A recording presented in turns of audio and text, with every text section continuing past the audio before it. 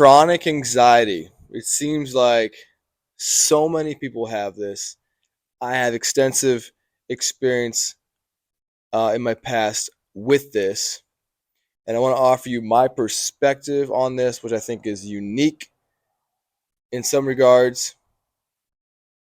but it's also very natural. Natural in the sense that um, it's within ourselves. The solution, the cure is within ourself. Um, we talk about mental health or mental disease. In the word disease, it's there's a dis-ease, and so where is the lack of ease coming from? Where is the disruption coming from? In my view, it is our personality, and really what makes you you. And it is the inability to be true to yourself, to really be able to be you here in this life, that sets up the foundation for chronic anxiety. There's a lot of reasons and factors that come in through early childhood and through experiences that we adapt. And we could call this a maladaptive process, where the adaptation that happens to our personality based on what we experience in childhood on up puts a damper on how we relate to our personality, how we relate to ourselves. It's interesting, right? We have this relationship to ourselves, and how we relate to ourselves is then how we can express ourselves and show ourselves to the world, the people around us. Our ability to be true to ourselves is going to dictate this relationship. The ability to feel what we feel, to be able to express what we feel to those around us, is a huge indicator in being true to ourselves. Being able to access and realize and embody all these different parts of ourselves.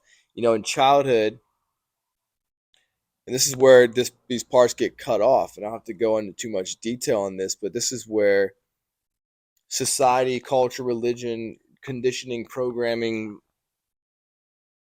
can weigh in on yourself so much, and we can abandon parts of ourselves, abandon these natural parts of ourselves, um, and this, what we call our personality, right? That are we feel not safe anymore to embody and to express and to show to the world, and so we cut them off, and we say, "Well, I want to be like this now."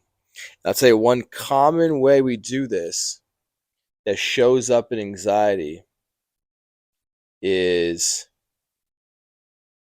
this it basically is this inability to take care of our own needs and wants and desires. Um, and you see this show up. So, and the way I understand this and I view this is through this lens of um, the ancestral personality types. And there's three types. And a guy named Terrence Watts, who wrote this book on your ancestral and personality types. There's the warrior, the settler, and the nomad. The warrior and the nomad are kind of our really anchor a lot of our true personality types, and the settler is also one as well. The warrior is that part of you that helps you survive. It dominates, controls, um, and is direct and helps you get what you want in life and go after and be intentional. Okay. Um, and then the nomad is very playful, fun, charismatic, spontaneous, right? And we know people that live in some of these worlds in a very dominant way. The settler is very people oriented, and cares a lot about their relation to other people, how people are perceiving them and how they relate to other people. So what you see a lot of times is there's a dampening of the warrior, this part of ourself that can stick up for ourself, and really, set boundaries between ourselves and other people, is dampened, and we start to now cater. This can be the in psychology they call it the fawn response. You start to cater what other people want from you. So you start to now over settler yourself, where it's all about people pleasing. You're always thinking about what the other person's thinking. Everything you do is about what the other person's thinking about you and what they're going to react to, how they're going to think. And that is going to cause anxiety. It's going to cause fear. That's not how you naturally are. If you are having a lot of chronic anxiety, you've got a lot of this warrior personality, this warrior energy that's being pushed down, being suppressed. There's parts of your personality that want to go out and experience and live life in a very forward, direct way. Um, and a lot of these passions and desires that you once had for yourself have been pushed down out of oh, I should be this way. This is what I'm expected of me from whoever or whatever. This is how I should be now. Um, and you settled for less, and you've built up a lot of beliefs. This is what cements it all in, is that we built up all these beliefs about ourselves in the process. And so that really serves to, in our mind, to justify why we're doing what we're doing, why we're settling for less, why we're limiting ourselves. The beliefs are there to justify why we are limiting ourselves. Well, I can't do this. I am not this. So and so wouldn't like this, or this can be religious, your view of God. It can be your view of, like I said, what people are going to think about you, your family, your own limitations. Um, but this is dampening and suppressing that energy, and that energy is then going to bubble up at the subconscious level, and it's going to produce fear. It's a emotional state you're going to live in, and it's going to result in anxiety. It's going to result in panic attacks. Panic attacks, especially, are this warrior energy directed inward, and health anxiety as well. And I know firsthand experience. I can talk at length on this from personal experience, how this is true in my own life. And so it's when you start to be able to challenge these beliefs you have about yourself and the world, people around you, that are ultimately serving to limit yourself and point back to yourself that you're not adequate in some way. I talked about this in a previous video, how you're not good enough in some way, you're not this or that. Look for that. Look for that energy in your life. What am I believing? How am I living? That all points back to lacking something. That I'm not good enough, I'm lacking, I'm inadequate. Notice those beliefs and realize, are they true? Are they actually true?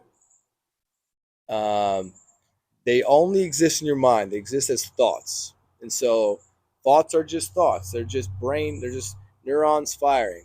They're very interchangeable. So the process here is, the magic happens when you start thinking differently about yourself. Thinking differently.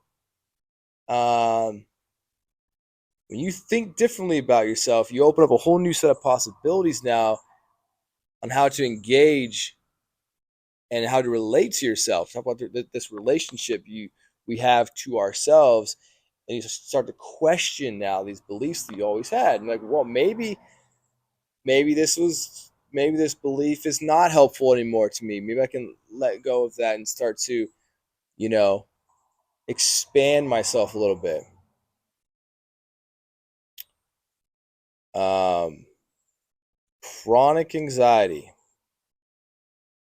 This is what we're talking about. It's coming from suppression of yourself, not being able to be yourself to the world and show yourself to the world. And for a lot of y'all, we're so disconnected from ourselves, we don't even know who we really are. We've forgotten who we are. And so when you challenge these beliefs and you start to strip them away, you start to connect again to these desires of yourself and what you want, what you like. And maybe these things were bad at one point. Maybe you believe they were bad or wrong. But now you access them again, and this gives you life, and this energy that was once pushed down is now redirected out into life, and life now becomes more exciting. And your subconscious, your personality as part of you is now actively engaged with life, and your mind is now directed out, and anxiety dissipates and fades away, and depression fades away, and OCD fades away, and panic attacks fade away. Um, and so you're engaged and in with your life. See, chronic anxiety and all this mental health is only an indication, it's a symptom of your personality being pushed down, being suppressed. It's a symptom. And so, yes, you drop anxiety. This is where you can do anything to suppress anxiety. Do all the breathing and the meditation and the meds, whatnot. And some of that might be very helpful at some time, just to get uh, the anxiety controllable. But know that it's not going to change how you're living your life, because the symptom of how you are relating to yourself. And so you have to work through the emotions and the beliefs that are tied down, to let them out so you can actually live your life in a freer sort of sense, freeing this part of yourself that's been pushed down. And so view it as a symptom. View it as a symptom of your personality that wants to be brought out. Um, and I think you're going to find relief from that. I know I have. Please comment below any questions, comments, concerns. Thank you.